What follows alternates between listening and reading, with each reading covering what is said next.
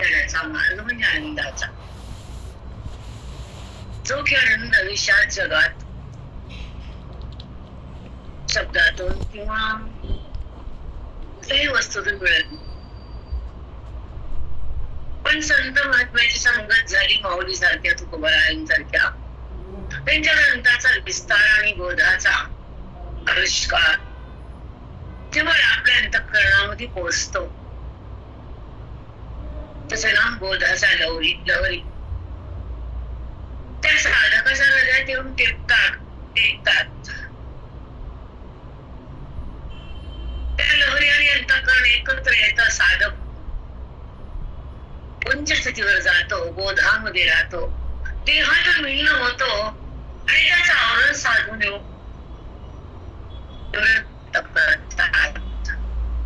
तसं जगाचं झाकण उघडलं तर आतून पर्यावरण दिसतो, तसं आवरण मुक्त झाल्यावर आत परमात्मा बुद्धीशी सहमत होतो, दोघांचा संगम होतो.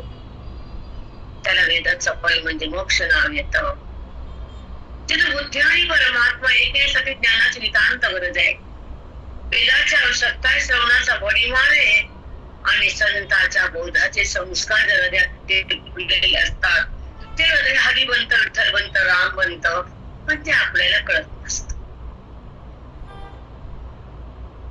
आपली आस्था कशावर आहे, आपली श्रद्धा कशावर आहे, भाव कशावर आहे. जगताचा अभाव झाल्यानंतर परमात्म्याचा भाव प्रगट होतो. हा वेदांताचा रस साधक पितो आणि स्वतःच्या स्थितीला जाणतो, जीवनमुक्त बनतो, ज्ञानाचा आदर्श घेतो आणि अज्ञानातून बाहेर येतो. तेव्हा त्याला विठ्ठल दिसतो हृदयातला.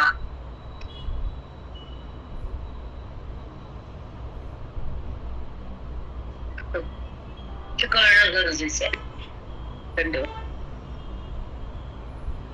हे कळणं गरजेचंच आहे, कारण संत आणि विठ्ठल दोन नसतात. म्हणून भगवंत वलिवंतांना पाहतो, ईश्वर बाहेर येतो. कमाल आहे, कमाल तुमचा हरी विठ्ठल जो कळसावर राहतो. का राहतो कळसावर? त्याला मृदंगाची थाप आवडती, अभिनयाचा स्वर तो त्याला फार लोभनीय वाटतो. तो त्या संतांच्या सहवासात असणारे अनंत असा भक्त त्याच्या झुंडीला पाहण्यासाठी वरी येतो आणि मी संतांचं दर्शन घ्यायला वरी जातो.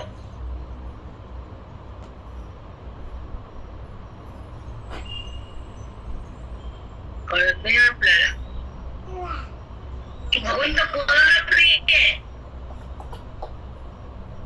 भगवंताची ओळख कोण करून देतं? भगवंताचं ऐक्य कोणाला होतं? आणि बुद्धीतला ज्ञान कधी नसतं होत. हृदयातला परमात्मा कधी स्पष्ट होतो तर माऊलीच्या ओळीनं, संतांच्या कृपेनं, ग्रंथाच्या रूपानं, वेदाच्या शब्दानं, तुमच्या पवित्र अंतःकरणानं तिथला परमात्मा प्रगट होतो. त्याचं नाव विठ्ठल हरी, रामकृष्ण हरी. तो जगताला तारी, संत रूपानं अज्ञानाला मारी, आणि जो बोधात राहतो तो आत्मसाक्षात्कारी.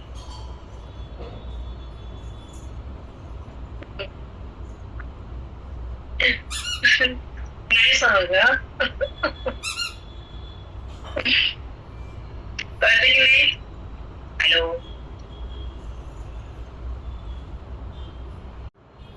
कसं असतं बेटा,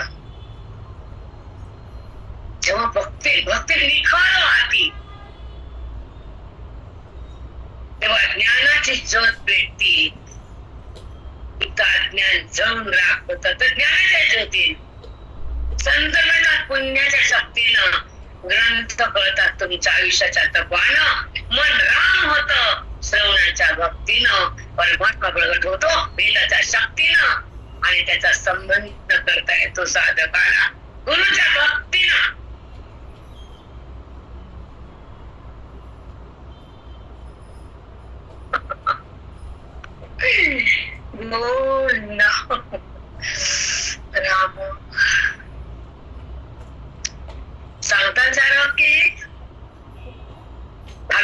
जिंतूर.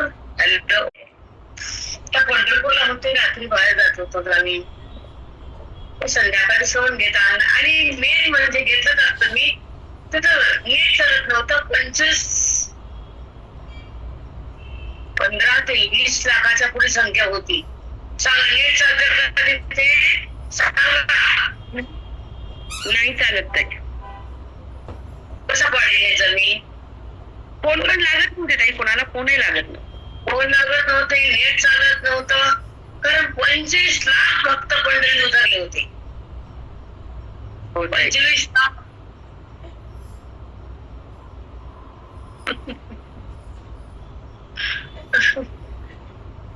त्या भक्तांच्या पायाच्या धुळीला वंदन करून आम्ही आलो इकडे. त्यांची धूल अंगावर घेतली, भक्तांची वारकऱ्यांची. पांडुरंगाच्या चरणाचा आस्वाद घेतला, त्याच्या मुखाचा लोभनीय रूप बघितलं, चंद्रभागाचं दर्शन झालं आणि त्या वारीचं अनमोल फळ हृदयात आलं. त्याला वारी म्हणतात. वारी आहेच आहे, वादच नाही. जो हरी बोलवतो भक्ताला तो वारीत जातो. तो विठ्ठल त्याची वाट बघतो, तो खरा भक्त सिद्ध होतो. त्याची भेट पांडुरंगाला जी आवडती तो संत महात्मा होतो.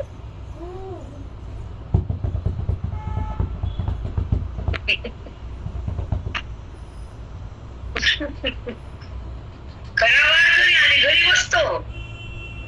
आषाढी एकादशीला महावारी महाद्वार. हरे राम ना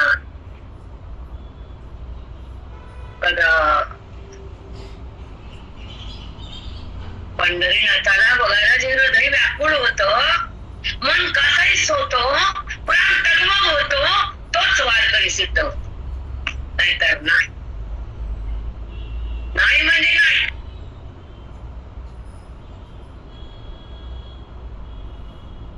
कारण जो तो पांडुरंग परमात्म्याचा प्रिय असतो तो वारकरी असतो. जो आपल्या भगवंतासाठी त्याच्याकडे धावत पळत जातो, त्याच्या नगरीत राहतो, पंढरीनाथाला पाहतो, तो हळूहळू पांडुरंग होतो.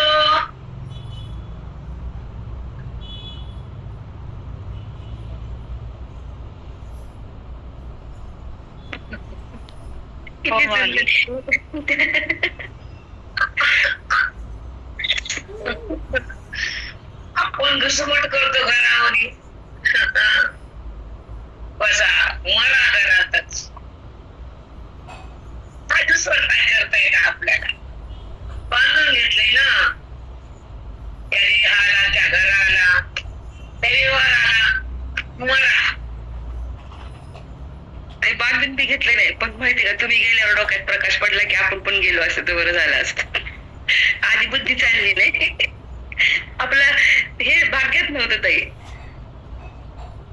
प्रयत्न नसल्यानंतर आपल्याला घ्यावं लागतं निमित्तानं. मग काय आपलं डोकंच चाललं नाही ना आपण पण जावं म्हणून. ताई जाणार आहेत, ताई सोबत आपणही जावं. ते लक्षण पुन्हा नाही. हा खरंच आहे. जो भाग्य जो जे मिळतं ना ते खरंच करून घ्यावं. क्षणाचा भरोसा नाही, काही माहित नाही काय होणार. पुढच्या वर्षी जवळ बघावं लागते. काय माहित. हा ना खरंच आहे, क्षणाचा भरोसा नाहीये. का संसारामध्ये गुटवण्या मारायच्या, का व्यवहारामध्ये तोंड घालायचं, का देहाच्या संबंधाला वाढवायचं, का जगत भावना उत्पन्न करायचं आणि तत्वातून बाहेर निघायचं. का माझ्या हरीला पाहायचं, पांडुरंग हरिनाथाला, माझा पांडुरंग हरी, वासुदेव हरी, पांडुरंग हरी, वासुदेव हरी, रामकृष्ण हरी, पांडुरंग हरी. वारकरी त्याच्या द्वारी पांडुरंग हरी. कारण तो वैकुंठातून इथं स्वयंभू प्रगट झालाय. पंढरपूरला भूवैकुंठ म्हणतात, आनंदीला आनंद म्हणतात आणि गुरुजीला स्वानंद म्हणतात.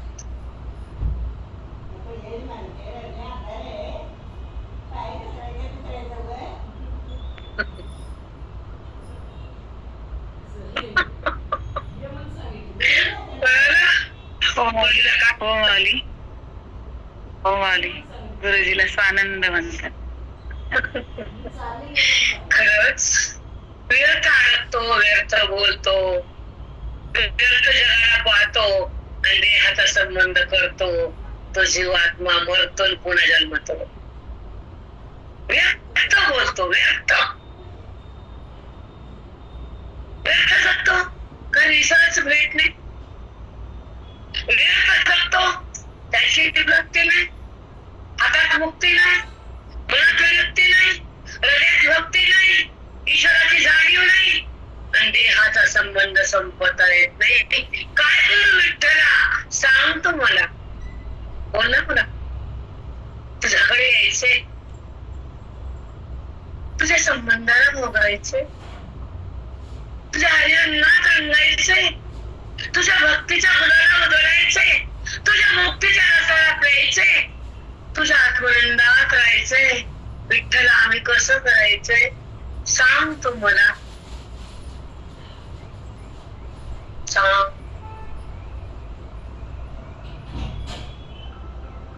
माझा जन्म मृत्यू तू मी पाप पुण्य जगात जीव काही नको, सगळा तूच आहेस, तू आतच आहेस आणि त्याचं मला भान नाही. त्याचं वाईट वाटत. तुझी मला जाणीव नाही, माझं अंतःकरण रडतं. तुझ्याशी मला अभेद नाही, माझं मन विटाळलं जातं. काय करू,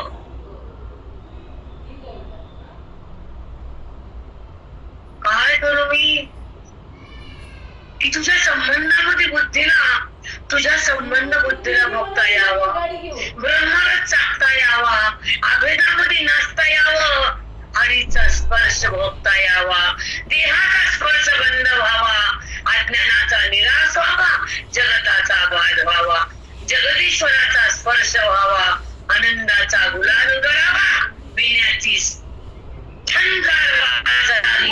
तर देहातली सोहमची गोल ऐकावा. तो पांडुरंगाच्या नामाचा आहे आणि तो पांडुरंग ज्ञानानं आमच्या हृदयाचा ठसा आहे. तो विठ्ठल कसा आहे, तो विठ्ठल असा, तो चांगलाच पाहिजे. साष्टांग दंडवत आहे, खूप सुंदर आहे. साष्टांग दंडवत माऊली. त्या मनाने विठ्ठलाकडे गेलाच पाहिजे, त्या विठ्ठलाचा स्पर्श झालाच पाहिजे. त्याला म्हणतात वारकरी, अज्ञानावर वारकरी. आज हमेशा सांगायचे, जो अज्ञानाला वार करतो तो वारकरी, भगवंताचा स्पर्श चाकतो तो वारकरी, वेदाचा नाश करतो तो वारकरी, हृदयाला मंदिर करतो तो वारकरी, अभेदात्मक प्रकाश प्रगट करतो तो वारकरी, वेदांताचा सार घेतो तो वारकरी, आसार टाकतो तो वारकरी, बुद्धीचा अभेद करतो ईश्वराशी तो वारकरी आणि हा प्रपंचाचा आसार फेकून देतो तो वारकरी, विषात गुंतून सोडून उशाची गुंतवणूक करतो, गुंता सोडतो आणि मन भगवंताला भेटतो तो वारकरी. तो वारकरी भाऊ काय बरे मुली, घराचा मालक माझं घर आहे, चिपडी तुझा विठ्ठल नाही का ग?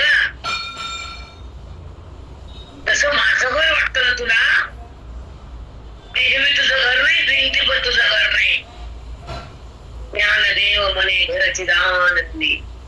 कोणाकडे कुठलं नाचत आणि माझं घर आहे. किती घरातून आलीस माय. पाण्यात होती, जमिनीत होती, झाडावर होतीस पक्षी रूपानं, पाण्यात होतीस माठा रूपानं, जमिनीत होतीस कीटक रूपानं. कोणचं कोणतं तुझं घर आहे सांग तरी मला. कोणच्या कोणत्या देहात गेले नाही सांग. कोणचे कोणते पाप केले सांग. माझं घर. अरे केवढी मास, तेवढं मध आहे अंगात. त्याचं नाव अहंकार आहे. त्याचं नाव भेद आहे. त्याचं नाव अज्ञान आहे. माझा तो आहे आणि त्याची फक्त त्याची मी आहे. विठ्ठल माझा माझा माझा माझा माझा विठ्ठलाचा विठ्ठलाचा विठ्ठल माझा माझा माझा माझा माझा विठ्ठलाचा विठ्ठलाचा. ती भिकारी म्हणते माझं घर माझं लेकरू आणि माझी पोरगी मी तिची मेंटी माझी. काय ती तुझी होय? तुला पोखरून खाती तुझी ती.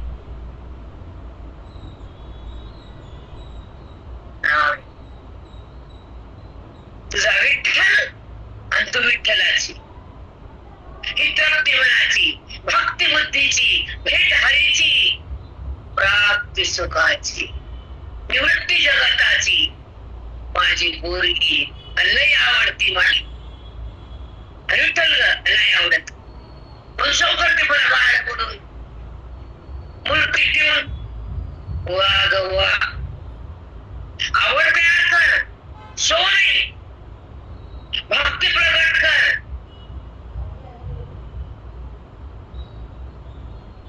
आवड कुणाची असावी? फक्त हरीची. कामापुरता व्यवहार, कामापुरता संसार, कामापुरता परिहार, नंतर संसार आणि सतत परमार्थ. उतरायचं ना आपल्याला. तिच्या मनात बसली का आरती? तुझ्या मनात हरीला बसव की, वेदाला बसव, बोधाला बसव, अनुवादाला बसव, गीतेला बसव, माऊलीच्या ओवीला बसव. ती म्हणती माहित नाही, ताकडा येत नाही, ओवी पाठ नाही, अज्ञान जात नाही, हरी भेटत नाही, जन्मरण सुटत नाही आणि काळजी इथून निघत नाही. मरा कितच मरा. आवड फक्त विठ्ठलाची, परमार्थाची, संतांच्या चरणाची, ग्रंथाच्या शब्दाची, वेदाच्या बोधाची, गीतेच्या स्वर्ण शब्दाची. काय म्हणले हरी? कृष्ण परमात्मा काय बोलले? किम धर्म केवल आत्मा किम कर्म पुरुषोत्तम आदिभूतं जगन्मत्त मदिदैवं किमुच्यते. काय म्हणले माझा हरी? तो जो वाटेवरी, तो माझ्या हृदयाच्या अंतरी. त्याला म्हणतात आत्मसाक्षात्कारी.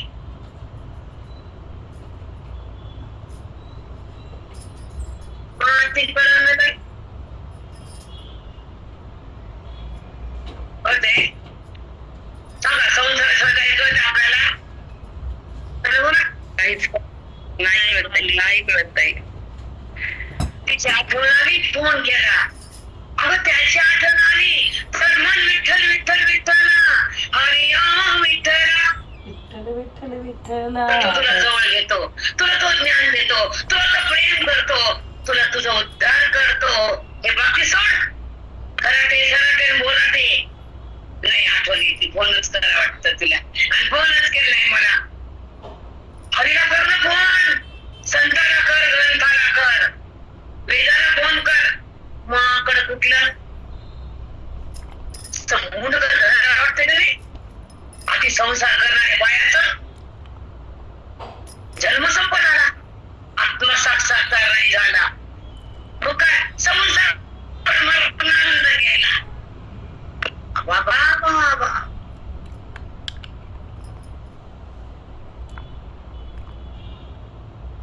उतराचा नंबर असावा आणि नंतर सराटेन बोलाटेन करायचं.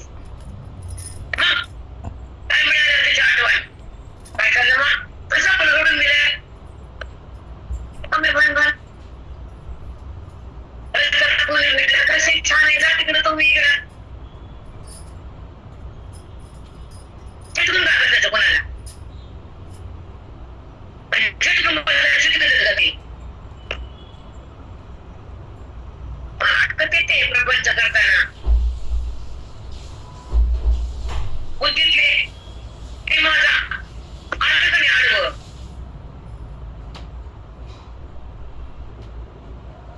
आडवत येते दे माझा आणि मी गोरी तर तुमचं बी गेलं वाटलीस लोक बघतील तुला गोरीला वा ग वा मी गोरी नाही मी आत्मसाक्षात्कार मी देह नाही देहाचं भान नको मी जीव नाही अज्ञानाचे शान मी इंद्रिय नाही अंतःकरणात वळवळ नको मी गुण नाही कुठला विकार मी फक्त भगवंत आहे निराकार हवा आमच्या वृत्तीत निराकार वृत्ती निराकारच पाहिजे जिथं विकारच नाही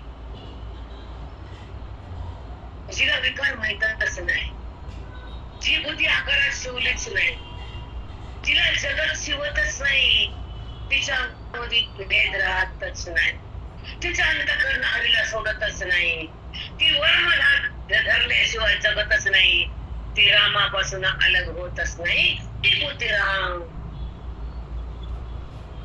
ती बुद्धी राम आया काय समज मी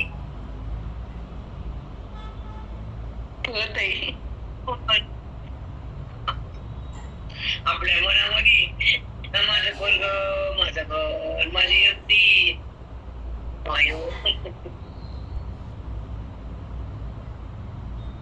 मी आणि माझं संपतच नाही टाकताच येत नाही मीला जाणताच येत नाही आत्मस्वरूपाला भोगताच येत नाही स्वानंद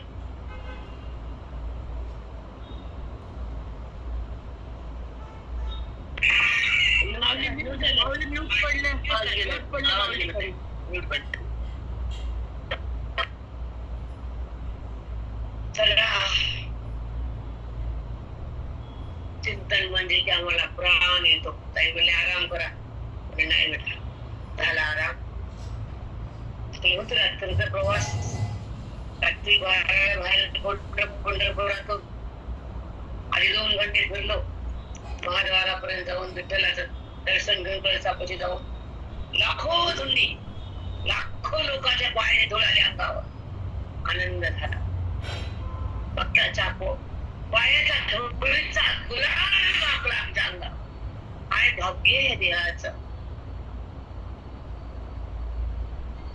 त्या भक्ताच्या चरणाची धूल मस्त करायला लागली आपोआप काय भक्त काय भक्ती बापरे बापरे तुम्ही भुक्यानं उजळून भुक्याचं भोजन म्हणले आमच्या अहिल्याताई सगळे भुक्यानं भरले होते काय भर कुणी भरले अष्टगंधानं सगळं शरीर तोड अंग कुणी चित्रानं कुणी पावसानं कुणी हरीच्या नामानं कुणी मृदंगाच्या थापेनं कुणी विण्याच्या स्वरानं बेधुंद झाले विठ्ठलाचे लेकरं धावत आले धन्य ती पंढरी धन्य पंढरीनाथ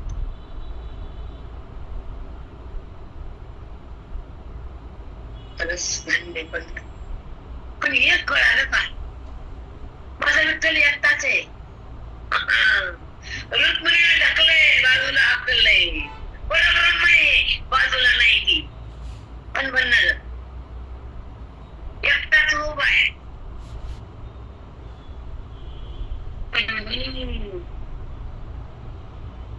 विष्णूच्या पायापासून लक्ष्मी असती पाय दाबीत शंकरावर शक्ती असती पार्वती माझ्या पांडुरंगापाशी कुणीच नाही. या त्या बरोबर नाही. कधी कळालं होतं का हे?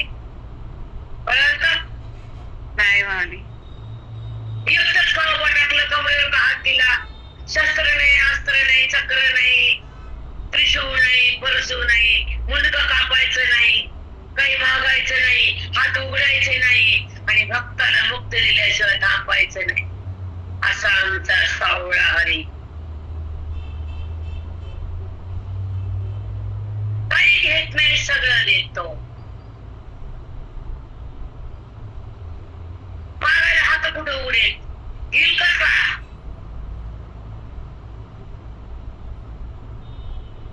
कसं घेईल तुमचं काय?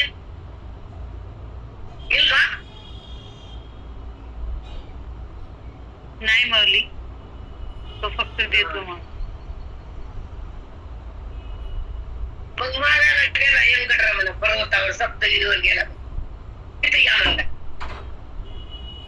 या. मग हात खोलले. इथं नाही, इथं कमरेवर हात.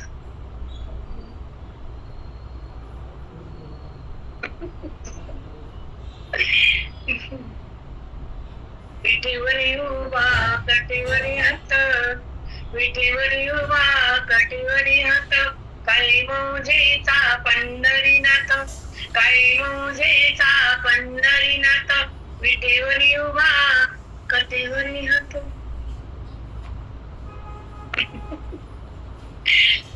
आणि अजून एक कळालं काय? त्यानं रुक्मिणीला बाजूला केलं. जिथं हवी त्या माया बाजूला गेल्याशिवाय ब्रह्म होत नाही. मग रुक्मिणी कशाला जवळ घेता येते?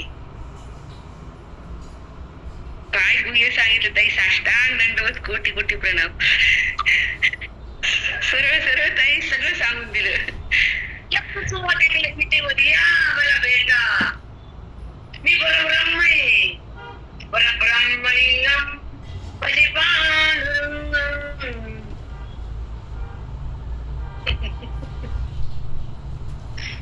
हरी हरी एक म्हणजे विठ्ठल.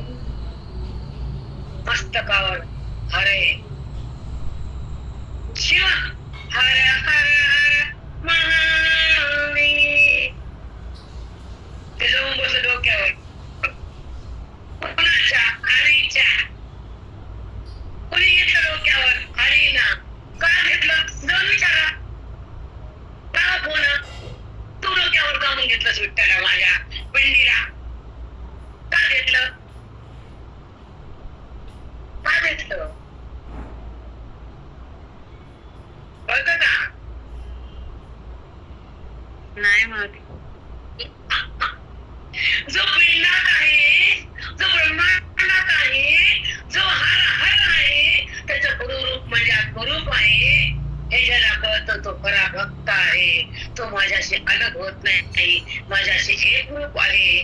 पिंड म्हणजे तो पिंडात आत्मरूपान आहे, ब्रह्मांडात ब्रह्मरूपान आहे आणि शिवरूपान आहे. आणि जो जीव म्हणजेच विठ्ठल आहे. दोघं हरिहर एकच आहे. म्हणून त्याला मी डोक्यावर घेतला आहे. तो हर म्हणजे महाकाल आहे. ज्यानं पिंडीला दर्शन केलं त्याला काल शिवत नाही. तो महाकाल बनतो, कालाचा काल बनतो. ते शिवपिंड. तो ब्रह्मांडात आहे, पिंडीच्या रूपानं डोक्यावर आहे, आत्मरूपाने इथं आहे, आत्मपिंड.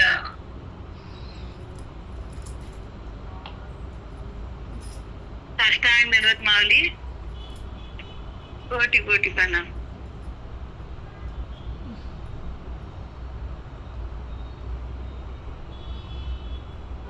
त्या देहाला पिंड म्हणतात, जगाला ब्रह्मांड म्हणतात. शिवाचं विश्वात प्रगट होणं त्याला पण पिंड असं. काय कळत नाही आपलं. अहंकार, व्यवहाराचं ज्ञान, हरीचं ज्ञान व्हावं. व्यवहाराचं ज्ञान कसं आहे? कशाला व्यवहाराती झाली माती, व्यवहाराती झाली माती. देहाची प्रतीती, भोगा.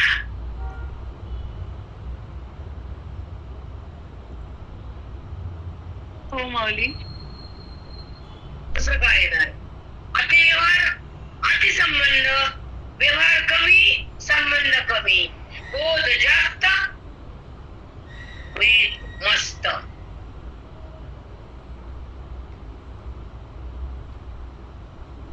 व्यवहारापेक्षा बोध जास्त पकडावा.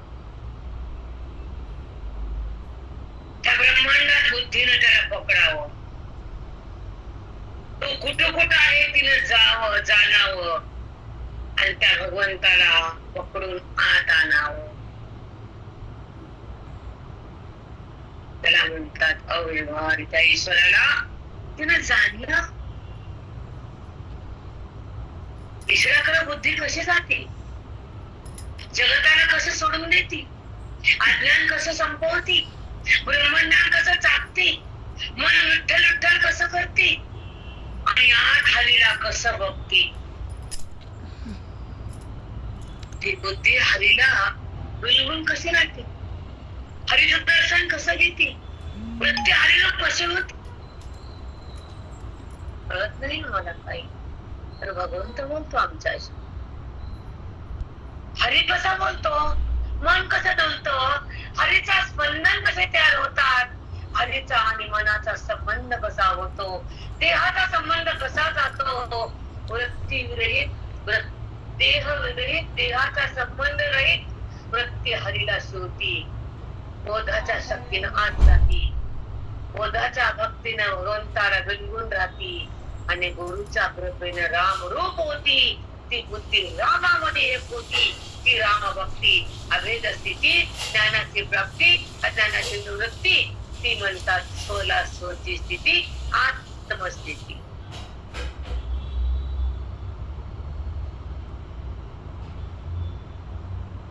त्याच्यात राहावं, त्या बोधात वेदन व्हावं.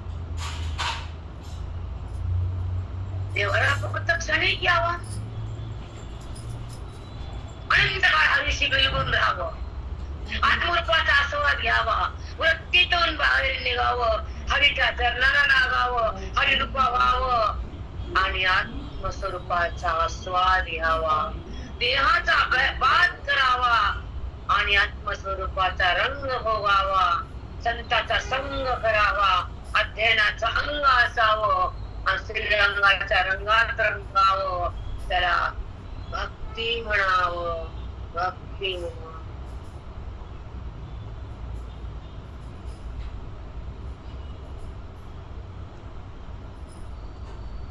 साष्टांग दंडवत माऊली. हॅलो भाभीने कशी तू रे बोलते, आम्हाला सांगावं लागते. दुर्भाग्य आमचं. खरंय. त्याला बोला काय दिलं वाचा. अतिव्यवहार, अतिसंबंध, बोध जास्त असावा, वेद जास्त असावा, बोधाला पकडून तो कोठे कुठे आहे ते जाणावे. त्याला म्हणतात अव्यवहार्य बुद्धी. मग ती बुद्धी विठ्ठल विठ्ठल करते. ती वृत्ती हरिरूप होते, हरीचे व मनाचा संबंध होतो. वृत्ती विरहित बुद्धी हरीला शिवते. ती बुद्धी रामरूप होते, रामरूप होते. रामाची प्राप्ती, ती ज्ञानाची स्थिती, ती आत्मस्थिती. अनंत काळ हरीला बिलगून राहावे बुद्धीने. आत्मस्वरूपाचा संग भोगावा बुद्धीने. श्रीरंगाच्या रंगात रंगावे, त्याला भक्ती म्हणावी. थोडंच घेता आलं ताई. जगताला बघून दंग होणे वृत्तीचा भंग आहे. जगताला बघणं देहाचा संबंध अविटाळे, वृत्तीचं विटाळ आहे. लोक सवडं वृत्तीला देहाला सोडणं हे सवड. भगवंताचं मिलन म्हणजे सवड, वेदाचा अभ्यास म्हणजे सवड, ईश्वराचा स्पर्श म्हणजे सवड. त्या ईश्वरामध्ये बुद्धीचं ऐक्य म्हणजे सवड. चिंत बदल म्हणजे सवड नाही, ते धर्मशास्त्र आहे. अज्ञान टाकणं म्हणजे बुद्धीचं वस्त्र काढणे. साष्टांग दंडवत माऊली. साष्टांग दंडवत. खूप सुंदर. ज्ञान टाकणंच खरं आहे माऊली. चिंध्या बुद्धीच्या अज्ञानाच्या ते फेड ना. मी तर ती चिंध्या बोलतो आम्ही सवड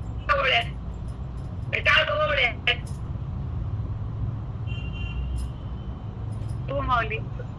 आम्हाला फक्त साडी बदलवणं म्हणजे सवड वाटतं माऊली. ही काढली ती घातली. नाही बेटा ते तर धर्मशास्त्र करायचंच.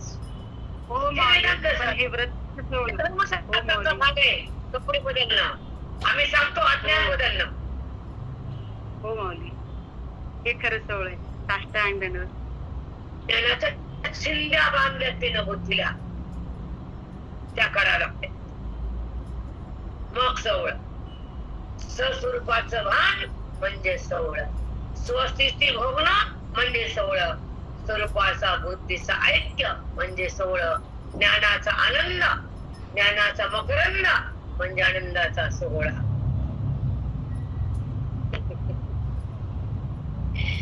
चला ज्ञानेश्वरकडे येते. मी त्यांना म्हणलंच होतं आज बाळकाईना दर्शन आत करून देतात. ते संत जीवाला तारतात. ते सगळे संत हरीच दर्शनाला येतात तेव्हा हरी व्यक्ती धन्य होतो.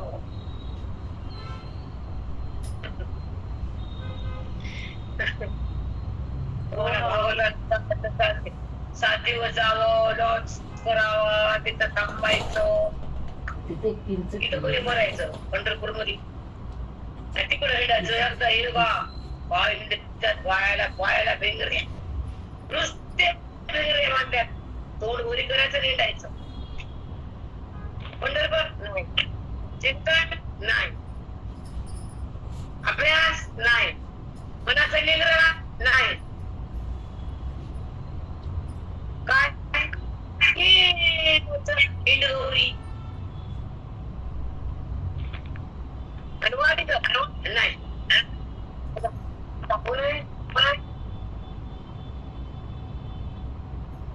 कोण बोलतंय? कसं बेटा, जेव्हा आपल्याला आत्मदर्शन घ्यायचं, बाकीचं सगळं बाण,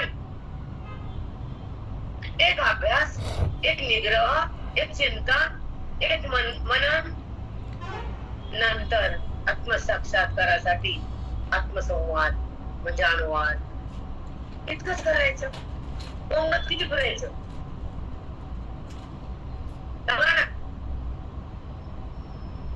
हो माऊली, हेच करायचं. ग्रंथ भेटले, एकदा संत भेटले, एकदा ग्रंथ कळाले, रोज आत्मनिवेदन भक्ती सुरू झाली, तर त्यामध्ये उच्च स्थिती बाळावी. हे तीर्थयात्रा.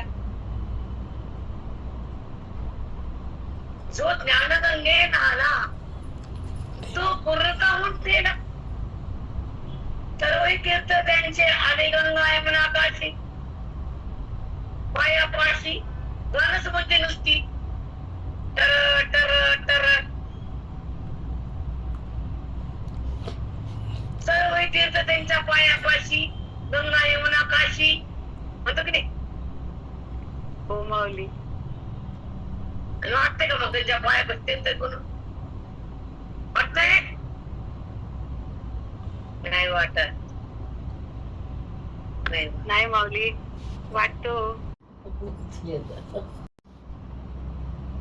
आमच्या श्रवणामध्ये जेव्हा आम्ही शिकत होतो ग्रंथ अध्ययन, तर गावाला जाणं म्हणजे मरण वाटायचं. मरण कशी चालला, कशी गेला, 5 मिनिटं पाठाला वेळ झाला तर प्राण कसला सुरू आमचा. गेले गेले गेले घड्याळाच्या काट्या 7च्या आधी 5 मिनिटं जाऊन बसायचं.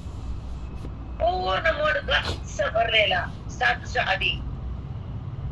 महाराज आले की सगळं उठून टाकायचं आणि असा हात केला की खाली बसायचं. एकही साधक 1 सेकंद लेट होत होता, 1 सेकंद. आणि मागून आलेले मग बाहेर बसायचे, मध्ये कोणी येत नव्हतं. इतकं कडक. किती शिस्त. मंगळ झाल्यावर कुणाचे टाक नव्हतं मध्ये घुसायची, बाहेर मरा मग वाट्यावर. बरं नाही कसं ते आई मग आम्ही त्यानंतर काठी आणि थोडक्यात खरे सांगत ऐका. उपरी दश उपदेशे जे उदार ज्ञान मकरंदे, ते कुसुमे मुकुटे सुगंधे शोभती घनी. उपरी दश उपनिषदे जे उदार ज्ञान मकरंदे उपरी गणेशाच्या तोंडाचा जो मध्यभाग इकडचा आहे तिकडचा आहे ते उपरी काय होते दश उपनिषदे त्यांच्या मस्तकावर जे उदार ज्ञान मकरंदे त्या उपनिषदामध्ये ज्ञानाचा मकरंद भरलेला आहे तो भाग म्हणजे गणेशाच्या वरचा मस्तकावरचा भाग उपरी दश उपनिषदे जे उदार ज्ञान मकरंदे तिया कुसुमे मुकुटे सुगंधे शोभती भले गणेशाच्या मस्तकावर टोपावर काय होत कुसुमे मुकुटे सुगंधे शोभती भली त्या मस्तकावर मुकुटावर त्या ज्ञानाच्या मकराचा सुगंधानं भरलेले फुलं त्यांच्या टोपावर वाहिले होते त्याला गणेश नाव आलं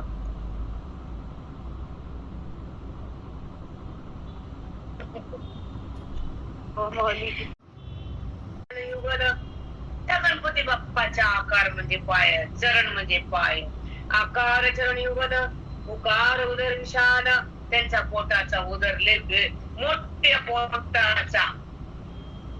मोठ्या पोटाचा आमचा गणपती बाप्पा बघा सांगितलंय उकार उदर विशाल पोट मोठे ढेरी आमच्या गणपती बाप्पा लय मोठी मकार महामंडळ मकार आहे ना महामंडळ मस्तक आकार उकार मकार हत्ती घरचा एक वटलेला आकार म्हणजे गणपती बाप्पा मोरया उद्या सांग आकार चरण उगर मकार महामंडल आकार चरण उगर मकार महामंडल उकार